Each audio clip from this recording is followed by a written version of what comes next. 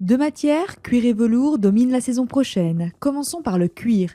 Plutôt fin et fluide, de couleur noire de préférence, avec effet seconde peau, le cuir se retrouve de partout, de la combinaison à la robe en total look, en passant par les vestes et manteaux, pour lequel le cuir devient plus épais, comme une carapace.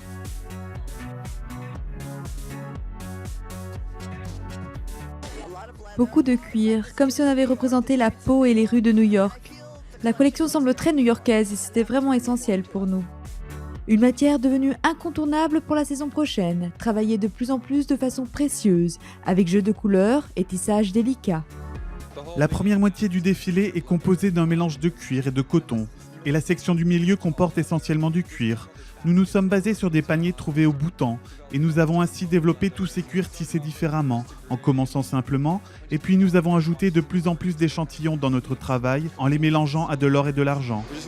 On voulait juste une palette très simple, avec des matières comme le coton et le cuir. Autre tissu en vogue, le velours. Doux, sensuel, chaud, le velours est de nouveau remis au goût du jour chez les créateurs.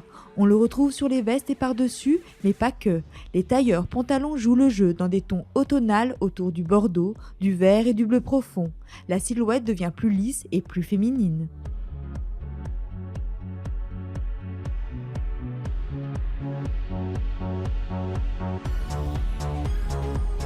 J'ai senti des matières laquées, des matières plus techniques.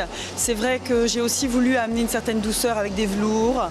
Et c'est aussi proposer une allure, une certaine élégance tout en étant dans la décontraction, dans la féminité, je dirais dans une allure mode en même temps, mais qui n'est pas projetée dans l'outrance, mais qui est projetée dans le raffinement.